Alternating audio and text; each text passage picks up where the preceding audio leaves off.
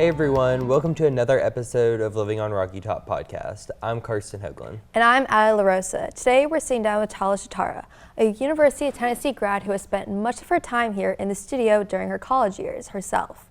She has gone on to become a lifestyle host and an author since her time here.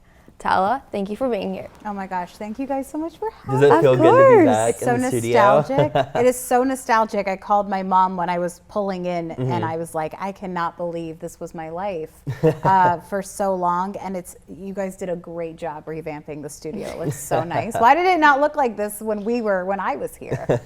Anyway, thanks guys. Yeah, of course. Tell us a little bit about yourself. You know, where you're from.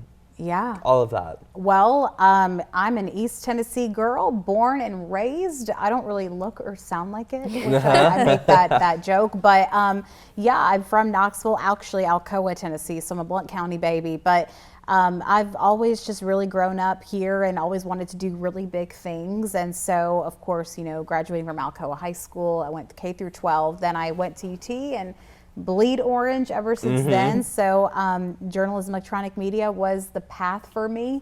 And I try to use it every single day in my professional and personal life. So that's a little bit about me. So tell us a little bit about when you were here, like what were your dreams? Like what did you hope to achieve with your journalism degree? Like what were you wanting to go into? It's so crazy that people ask that, considering what I do now or you know my path that I'm in now, because when I was here, of course, it was all journalism, a lot of it, you know, and I really have to give credit to the University of Tennessee. The College of Communication Information is phenomenal because they do really make sure you're well versed in, you know, if you go into journalism, they're going to still make sure that you're well versed in PR, communications, information sciences, advertising. So they really took a good job of making sure that if I leave here and want to do a different path within communications, that I would be set up for success to do that. So I spent a lot of time here working behind the cameras, audio, setting up mics, doing things like that. Of course, I spent some time on camera with different shows through the volunteer channel, which is really exciting. But what was so crazy is when I actually graduated, I took a complete 180 turn and I said, you know what, I'm going to jump out of journalism and try something else. So I actually packed up my bags literally a week after I graduated college and moved to Nashville and worked in the music industry. Wow. Oh, wow. Yeah, so I actually took a completely different turn. And at one point, I will say this for the record, I even said, I never want to be in local journalism or in TV or in journalism or in news or anything. So that was something that I was very adamant about. And I don't know why, I just know that when you spend so long doing one thing, you might want to see what else is out there. Right. Which is totally fine, so I did that. But you can't hide and you can't run from what is destined for you. And it found me again. So that's kind of what I did when I was here. And I was very involved at UT and especially at CCI. And I do believe it really set me up for success even till this day. That's awesome. Now, do you have a passion for music or was it just kind of like, I'm going out on a whim here and doing music? You know what? I do have a passion in music, and I worked primarily for a performing right organization who protected songwriters for their work and their compensation. So I was allowing royalties to be distributed to songwriters for their music, and a lot of that was very much intellectual property, copyright law, and it was actually something that I was very interested in general, regardless of music, but I was very interested in the communication law world. And so I felt like that was kind of maybe scratching that itch that I had. But music was amazing. And to be able to say that I worked in Nashville right out of college on Music Row, right next to all those big names, it was very cool. People work really hard to get to where I was. And it was a great moment to know that I was able to do that. That's amazing. That's really fun. So you mentioned that you were TVC alumni. What has changed from then to now? Like besides the set, what do you think? I was going to say the set. Yeah, that's a big one. You know, the biggest thing, and I love this, is your all's creativity and able to run the way it can. The staff here at CCI is phenomenal. Clint Elmore, shout out to him. He's been here since I've been here, and even before that. And I love seeing how he allows you guys to really get to pick and choose what really creativity works for you, right? Because journalism and media and all of this, there's a formula, but we don't have to stick right to it verbatim, right? It's so scripted when those happen. So he gives you that opportunity, and I love how that's still here. In terms of changing, I mean, CCI, I mean, you guys have so many amazing shows. I love seeing the Daily Beacon and doing such great things. I mean, even being at Channel 6, the Daily Beacon's a competitor. Yeah. I mean, we were like, make sure those college students are not getting the story before we do. That's hilarious. Yeah. But that just shows the great work that you guys do really in student media, and it changes everything. So I hope that kind of answered your question. Yeah. Yeah. No, for sure. Yeah.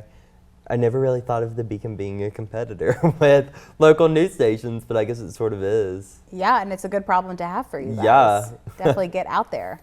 So what would, you kind of touched on it a little bit, but like what advice would you give to current or potential journalism students for the field and post-college? Yeah, I have to like tread lightly answering this question because you sent me that question yesterday, and I looked at it, and usually things just roll off my tongue, and I wanted to be careful, and I wanted to make sure that this was exactly what I truly want to say, because I would have loved for someone to give me their advice in the position that I'm in with you guys. The first thing that I want to mention is to be adaptable, right? So everything is always changing. Journalism is an ever-changing experience, and I'm sure you guys know this, just having a background in education and journalism so early on, you guys have seen the different mediums and how they've evolved into the next big thing. So being adaptable and knowing that what we're doing right now is going to look totally different in 3 to 5 years, and to be adaptable and learn and be open to learning so that you can utilize those new skills into a new environment, that's so important. Taking constructive criticism is so important in this job, right? Football players, we know our guys every Sunday are watching film of themselves in a big movie theater, and they're calling those things out, right? And it's okay. That's improvement. That just shows that we are not stubborn. That just shows that we are up to any challenge. And so something for me is being okay to know that when someone's trying to critique your work, whether behind the scenes or in front, it's always someone who's looking out for your best interests. So taking that and not taking it too hard, because we can, this is us, right? You critique this, and I feel like it's a personal attack, or I mean, what else is there? And so being able to recognize that those are very helpful critiques and they will further you is so important. In terms of someone post-grad, right, we work so hard to be journalism students, and it is just like any other field where they are putting you to the test every single day, and you are turning packages, and you are doing stories, and you are writing up things, and you're putting stuff on social media, and it can get a little monotonous, right, a little tedious, and it's something that maybe you want to explore outside of. And don't be afraid to push that boundary, to explore outside of what we do here, right? When I left here, a lot of what I learned was in the actual job that I wasn't taught here. So just know that when you enter that workforce, and you enter whatever you want to do, just be sure to remind yourself that there's still always so much room to grow and to learn. And I think sometimes I've seen a lot of people become very stubborn in this industry. They don't want to take on any critique, and they don't last long. Because they're not adaptable. So that adaptableness, that really goes together. In terms of really anything else, I just want people to know that it's an industry that is ever changing, right? We've talked about the adaptability, but something that's really important that I want to mention is it can be a hard industry. And I want to finally look at young people and say, it's hard. It is, it's something that can be a little too hard on ourselves, right? Right. On our physical selves, on our emotional selves. Right. Journalism, it's a privilege and it's beautiful. It's written into the First Amendment. It is a privilege. And that privilege can become very taxing. Yeah. And so always making sure that you're human first Right. and journalist second is my biggest advice to someone who's a student, to someone who's a journalist within 5 years, as someone who's been a journalist for 30 years. Right. Be human first. People trust that. You know, when I speak to people in news or in lifestyle and I want to hear their story, a lot of times, especially people that have a story, can be a little hard to tell it because maybe it's a traumatizing story, maybe it's too much. Yeah. When you're human first, they trust you, right? So you want to be human first.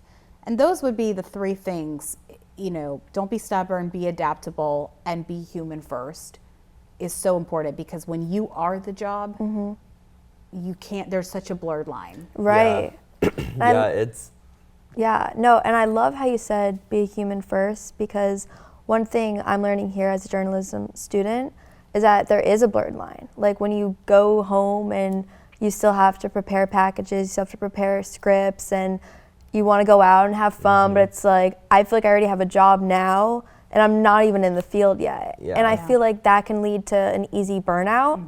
And that gets me scared for the real world and going into the field, because it's like, if I'm stressed now and I'm dealing with a social life, family stuff, schoolwork, trying to get those internships, trying to be at the top of my game all the time, like it can be exhausting. So have you ever, and you probably have, but in those moments when you felt a burnout or I'm not good enough or I can't maybe do this, what did you tell yourself in those moments to move past it? You know what? I love that you asked that because I did have to have a lot of moments with myself, a lot of late nights in the office. And you know what's so crazy was every single time what got me through everything is the passion for what I do. Right. If you do not have a passion for this industry, the burnout is 10 times worse and it's not worth it. And so for me, a lot of those late nights in the office or dealing with people that I might not necessarily want to deal with. I mean, it's a bunch of different personalities in one pot, right? So anytime that I felt that I was not doing well emotionally or even physically, I just always remembered, and I still to this day will always remember why I do it, because it's my passion. I wake up every day with the hope and honor to tell people's stories and to be as creative as possible and to kind of be able to drive my own car and be able to do that. And I hope the same for you guys. And so I would say that the passion has to keep you going. Right.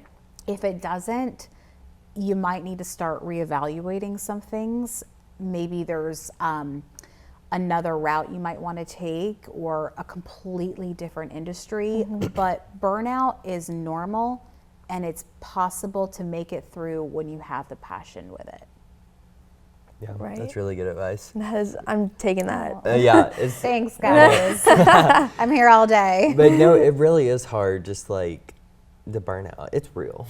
Yeah. Do you guys feel that as journalism students already? It already feels like you're doing so much to get to the field, where it's like you're trying out so many different things. So like, for example, I'm a journalism student, but I have a minor in cinema studies. So I really like film and screenplay and writing and things like that. But I just like directing something or being in front of the camera. So I'm trying to figure out both directions at the same time. So I'm trying to get an internship with like a production team, but then still do things at TVC. And then it's like, I don't want to like half-ass things. Right. So it's hard to not like, I want to give my attention to both, but it's hard when it's split. And it's like, I feel like one's going down while this one's going up. And it's like, it's not just me, like it's other people. Like for a show, like we have a show called Vol News and I'm an executive producer on that. And some days I come in, I'm like, okay, I have to be peppy, I have to be the personality. And then it's hard to just like step into that role and be like, all right guys, like let's go. And when people aren't passionate, that are figuring out what they want to do, it's hard to motivate them, because like I can't put that fire under them. That's all on them. So I think it is hard, like, expecting what it is in the field when right now it's like so many things thrown at us. And maybe that's just my my perspective. I'm happy that you mentioned that because I think in college and even in high school, the actual environment is everything's just thrown at you. Right. Yeah. Trust me when I say that when you leave here, if you do go into this field or even in any other field, it's not that things aren't going to be thrown at you anymore. You're going to be more equipped and you're going to know how to handle that. And they're not going to be as much thrown at you. Right. Right? It's not like they're saying, here, figure out what you want to do. You're doing what you want to do, hopefully. And then things that are being thrown at you are things that you have passion for, like I mentioned, to not get that burnout. Things that you want to do, things that you're eager to do.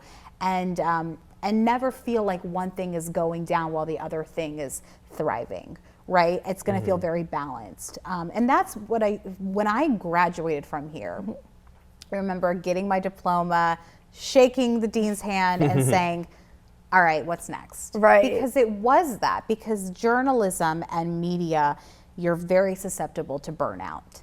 And of course, I spoke very highly about the University of Tennessee and the College of Communication Information. It's not that they burnt me out. It wasn't that they had caused me to switch my whole path. Yeah. But it's in human nature. I graduated at 23 years old. It's in human nature to be able to say, all right, let me see what else is out there as well. So don't ever think that just because you're not following that clear path that you're wrong. Right. I hope that helps. Did this just turn into a therapy session? I know. I'm like, I feel like I need For this. real, yeah. Oh, yeah. Little therapy session on Living on Rocky Top. Yeah. Podcast, free therapy session. Mental health matters. Yeah. It does. So talk a little bit about, transitioning from that role from music to WATE and becoming a lifestyle host. What did that mean for you? Oh my gosh, it meant the world, and it still means the world. It was actually kind of crazy because so when I moved from Nashville back to Knoxville, it was a very unexpected turn, which we'll probably talk about here. Coming up. How did this even get I know, here? right? Whoa. I know, but we'll talk about it in a second. But yes, I had a little bit of a snafu in my journey, and while I was out in Nashville, of course, there's this thing that happened. I'm not sure if you heard of it. It's called COVID. Yes. Yes. I So think Very I've familiar. heard of I it. think I have yeah, too, I mean, not many people know about it, Yeah. but I mean, I'm glad She's that new. y'all are well versed. Yeah. So she came out and like kind of disrupted everyone's lives, know. right? So inconsiderate. So I lost my job and a lot of different things had happened. Every industry was failing in that time. So many people were losing their jobs in these unprecedented times. So I moved back home to Knoxville and kind of, how to really start from square one again, right? It was almost kind of like, okay, lost my job and didn't have the means to survive out in Nashville anymore. I also had lost other things in that process, which we can talk about later. And so I thought, okay, like I am a complete blank slate of paper at this point. So I knew that the right answer was to get back into the workforce and to rely on my degree at that moment. And I do believe that time had passed for me to want to go back and explore it again. Right. And again, like I mentioned, it's changing, right? So when I left and came back, it was a completely different industry. I mean that by saying I was lifestyle host for 2 years, and lifestyle is not, it's a very new concept, right? Past 3 to 5 years, it's very new. And many local networks and TV stations all across the country are now popping up with new lifestyle shows everywhere. And when I was here in college, that wasn't considered an option. It wasn't really taught because it was very new. It was a new concept. And so when I left news, right, when I left UT, I felt, man, like news can be very sad and taxing because we talked about that burnout. Right. When you get burned out at your job, that's one thing. When you also get burnt out, plus also having a very traumatizing job and dealing with very traumatizing subjects, that can be a double burnout. Right. And so I didn't want to have that. And then when I knew that lifestyle was now an option, when I moved back to Knoxville, it was so cool because I thought, oh my gosh, it's like the best of both worlds, right? I get to do what I love, but I also get to be happy. I get to make people happy. And so that was very important to me. When I came back home, I had to start from square one. So I wrote this cute little book. And of course, like, I'm a writer, I'm a journalist, and I have to write to get my thoughts out. And so it was a very naturally written book during a very hard time. And I went on this show on local television, on a lifestyle show, to promote my book. I was all the hats, right? Yeah, I right. self-published. So I was the sales girl, the media girl, the press, the legal, the business. So I set up all this press stuff, and one of them just so happened to be a show called Living East Tennessee on WAT, which is the ABC affiliate in Knoxville. And when I got there, of course, I was just taken back. I mean, right? A real studio. The only other time I'd seen one was this studio, right? And it had been so long, and I'm looking around and I'm in awe and I can't even believe it. And then I said, wait a second, I have a degree in this stuff. And so I said, okay, well, now that the book was published and it was all over and done with, and now I can maybe move on to the next journey, I had let them know that that was something that I aspired to do and that was my interest. And it just so happened that they were in need of hosts for the show. Wow. So that next Talk day, about right place at the right time. Really yeah. was. It really was, and it kind of makes me nervous that maybe that just won't happen again. Like, I'm sure it how will, does that but happen? It yeah. really, it was so, people come up to me all the time, and not to scare you, because they're going to be like, why did she say that? When you're in the public eye. Well, I when mean, people yeah. ask me, they say, is it hard to get into this field? And not primarily this field, but that job specifically, like a lifestyle host, the answer is always absolutely. Yeah. Right. Yes. Very competitive, very few to go around, right? That was almost too easy. I was like, what just happened? Right. So I went in, did my interview for the book, and then told them my interest. They called me the next day. I mean, after 25 minutes on the phone with the executive producer, I realized, I think this is an interview. I was like, why does he want to talk for so long? Yeah. But anyway, I was like, oh my gosh, this is an interview.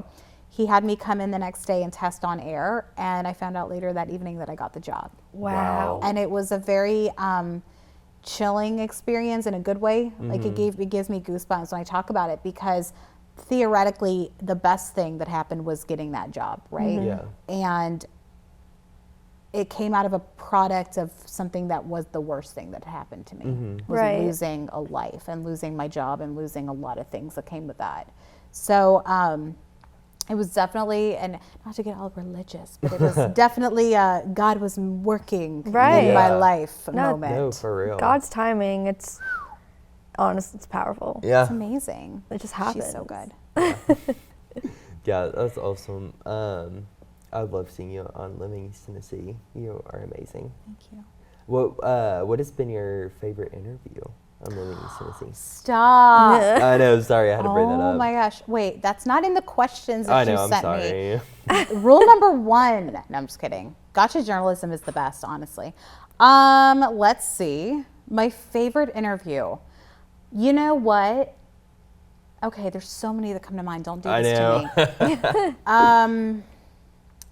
Well, one of which was I always loved relying on, like, my network, my peers, my Facebook friends for really great stories. Like, if Yeah. there was something that I thought would make a good story, I'd ask, Facebook, like, do you know anyone that specializes in this or does something? And so one of them was, I met a man who literally is a collector of all things Dolly Parton. Really? And when I say collector, you might say, okay, like, who isn't, right? Because we're all in East Tennessee. We all have at least like 30 Dolly things in our house. Right. But he has over maybe 5,000 items in one room. Oh my And it is, dang. I mean, it's almost so insane to even imagine. I almost thought, like, she was tied up in there against her will. That's I love him. hilarious. I love him. His name's Rodney Collins, and I love him. But oh my gosh, I was like, this is insane. But he was obsessed with her, and a great kind of obsession. Yeah. Yeah. Like, it could be drugs, but it's Dolly, so it's fine. So it was really funny because, little did I know that this guy who lives in the middle of nowhere, Granger County, has this huge house Like, dedicated who would to know? Dolly. Yeah. And so that's the thing. I love stories like that. My also favorite kind of story is there's not a specific one because there's so many, but I can tell you my favorite types of stories are the ones that I got to go out and do myself. Take my own equipment, go out, do a story that I felt that I was passionate in, doing a story that maybe, it would take more work, but I was willing to put it in to do it and make it look really nice. Those were always my favorite stories. And I feel like you're more passionate when you literally do everything. Like when you film it, you conduct the interview, you edit it and get it out there. I think they call that a micromanager. Something like that. Maybe. Yeah. No, I do enjoy like the start to finish, and I always say this. I always have like a clear vision. Right. Whenever I start a story, I already know what it's going to look like in my head. If I don't, it's very rare, but I find a way to see it. But I have so many visions of my stories, and that is my favorite part about it, is seeing those visions come to life. Because it's really, like you mentioned, being in cinema studies, we're creating movies. Yeah. We're storytelling. And we can convey so many emotions through our words, through our angles, through our music, through our camera shots, through things that are said, things that are not said. And it's so cool to be a part of that process and like really invoke emotion. Yeah. I've cried way too many times over my laptop. I'm like, this is so good. That's hilarious. But that's the passion you're talking about. Is that that's what makes the job worth it. And those are even on the hard days, that's what you look back to and you're like, wow, I did this. I know. Yeah. It makes you keep coming back. It does. It does. And of course, I'm no longer with Channel 6 anymore.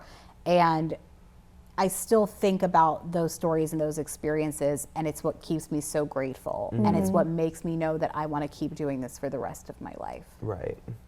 Yeah, that's awesome. So what would be your dream, or have you already done it, but what would be your dream career out of journalism? You know what, my dream career would be what I do, just on of course a higher scale, right? It's always in this industry, it's moving on up. They always say it's move up or get out, right? Don't go backwards. It's really kind of try to find the next bigger opportunity, and do what you do, but do it at a higher playing field. Challenge yourself. See if you even can. I mean, I could even go to New York and I might crumble. Who knows? But try. You don't know till you try it. Exactly. If New York, if you'll have me, I'll come. But it's very funny because I think my dream career, I think I live it every day just being in the communications world. Yeah. Right? Even just being on Instagram and creating content, even just for myself. That is such a dream, right? Because we are in the driver's seat. Right. Anyone can be a journalist, and it's not a bad thing. It can be if it's the wrong person. Yeah. But anyone can be. They can really spread so much knowledge and evoke so much emotion and passion just by creating content. And I'm sure you guys just go on Instagram and you see that just from people you follow, even here at the University of Tennessee, right? They're just evoking emotion. Yeah. So powerful. When I was talking to Abby Ham, she said I was asking advice, what can she give me? And she said the best advice I can give is grow your social media, because it's the only thing you can take with you in life. And I was so true. That is so true. Oh my gosh. Bury me with my Instagram. Yeah, for real. Literally, just when I die, just give me a phone and a charger and keep Instagram open and put it in the grave with me. That's hilarious. That is so true. It does go with you. Yeah. And it is your walking resume. It really is. It's your brand, and you are able to, see, people say, be careful, employers look at your socials. And I say, good. I hope they do, because work hard on that. They really, you can see. And let me tell you something, TikTok and Instagram and all of these platforms, they have so many bells and whistles now that you can create just as good cinematography the same way you could with all of these cameras in front of us. It's very, very interesting. So it's kind of like almost everybody is able to do what we do. Right. So keep fighting. Yes. Yeah. I love that. So with that comes that blurred line. How do you navigate what to post and how much to show your true self and dial it back sometimes? Well, my true self is you always have to dial it back. Yeah. My true self is at a 10 always. But No, I am too. But that's the thing, right? And that's good. See, people want to be feeling like they're being related to. Right. People want a relatable person. So a lot of times when I was on air or if I ever messed up or something, my boss would always look at me and say, that's fine. That we want to show that you're relatable, that you are human. That is normal. And so I never was taught to ever walk into the job and be a different person. Right. You know, clock in and clock out of Tala. And when you are the face of that job, there really is a very blurred line. It's very hard to separate the two. Right. So I always have to make sure that the person I am outside of the building is the same person that I would be inside the building. And it's not hard for me because I kind of think I have like a good personality. Yeah, You have a great So personality. I'm not thinking it's too hard. Right. You have to be careful, right? We've all said stupid things on Twitter when we were 12 years old, right? Yeah, we like, did. I mean, how many? We all have done that, and We were we all 12, can like, still yeah. do that, right? Because age is just a number. Being dumb and making mistakes can happen at any age. Right. So it can happen to me at 27, and it can happen to you at 21, 22. It can happen to someone at 60. So it's always about grace and humility, right?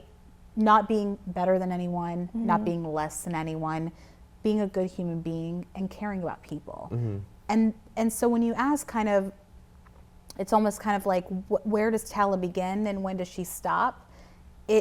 Many industries can have that life. This one can't. Right. There's a lot of people in this industry who act very different outside of themselves on camera, and people notice that. And it comes off very disingenuous. Right. And at the end of the day, don't be in this business if you aren't going to show your real, true, vulnerable self. Yeah. It's not acting. Right. It's actually real life. This is Being unscripted, yourself. you Yeah. guys. It is. There's no script. No These are script. not on. Yeah. Unscripted with I feel like Ellie I and Carson, rambled. no. Did that make sense? No, No, it that did. made complete sense. I am the same human being. Yes. I cannot change. You can't I turn wish it I off. could You separate the can't- two. I yeah. never get to separate the two. But because I don't mind not separating the 2 I meet a lot of guests when I did the show and they're very nervous, and that's fine. And I would say, and they would actually be able to talk to me on commercial break and have a normal Yeah. conversation. Right. But as we got closer to coming back to air, I could see them tense up, and I look at them and I say, I'm going to be the exact same person Yeah. when Yeah. that camera turns on versus now. So I'm not going to change up. So don't change up on me either. Yeah. We're going to still be able to talk to each other. So, and it's true. So if you are somebody that changes up when the camera goes on, you might need to, evaluate some things. Yes. Right. Yeah, it's always easier to be yourself than it is to try to be something else. Exactly. For sure. Yeah. So, we have this sitting here. What is that? Oh, I know, right? I've never heard of her. Would you like to talk about her? Yeah, she's so cute. I love pink. Pink is like my color. This is called Finding Plan B. It's my book. It's a step-by-step guide on kind of how to pick up the pieces when life falls apart. And as we spoke about before, it was a book born out of COVID. And so it was a book that I wanted to, of course, had my personal story in it and how my plans had changed. But I knew that because of COVID-19, that many people's plans had changed in some form or capacity. So anyone was going to be able to relate to this. You didn't have to have such a life-shattering experience to say, what is my finding plan B? Right. And so for me, I wrote this, of course, in a very vulnerable time. I met a man Oh. in Nashville. That's like the one thing that we hadn't talked about is, of course, losing my job was very hard. But before I had lost my job, I was also in a very serious relationship, and we were on the track to, the white picket fence and everything. And of course, that ended terribly. And so with that, like I mentioned, I came back to Knoxville with no job, no boyfriend. We even built a home and I lost the house. There were a lot of different things that to me, I felt like I woke up and my life was completely different. Right. At 25 years old, it seems very young, but when you had everything and you lost it all, Right. it kind of seems very old. I'm like, I'm 25, I'm like writing, and like I have bags under my eyes, like it was awful. So I decided I'm gonna write about it, right? Because I've always wanted to write a book, and I don't think we rarely see a lot of books written out of the most happiest times. We see them more so in these moments. Yeah. And so I decided, if not now, then when? I have to do it now. So I wrote this book, and the true purpose was to not only help me, but the bigger purpose was to help somebody else. Right. Because I knew I'm not the first nor the last. And so that was really, it was a saving grace. It's a Christian living book, so a lot of it was written, with God kind of writing it for me. And I wanted to keep him at the forefront of the conversation because he was the only person that was going to save a really hard time and a really bad place that I was in. And so I really dedicate this book to him and his grace and his love for me and how he moved in my life. And of course, like I mentioned, doing what I do at Channel 6 or what I had done at Channel 6 really was a product of this book. Yeah. And I owe my life to the worst thing that ever happened to me because it really opened a lot of doors, and it will continue to open a lot of doors in the future for me. That's Thanks. I love that. I feel like the That common stupid message guy. for today Thank you. is picking up the broken pieces. Yeah. Yeah. And one of my favorite lines is from a Katy Perry song. One of my favorite lines is rejection is just God's protection.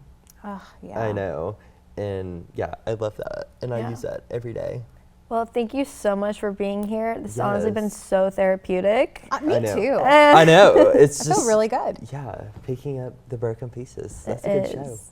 Thanks, guys. And we'll Yes. definitely check out your book and your show and Yes. everything happening. Yes, of Thank course. you. Thank you for watching this week's episode of Living on Rocky Top. I'm Ada LaRosa, And I'm Karsten Hoagland. and we will see you next week.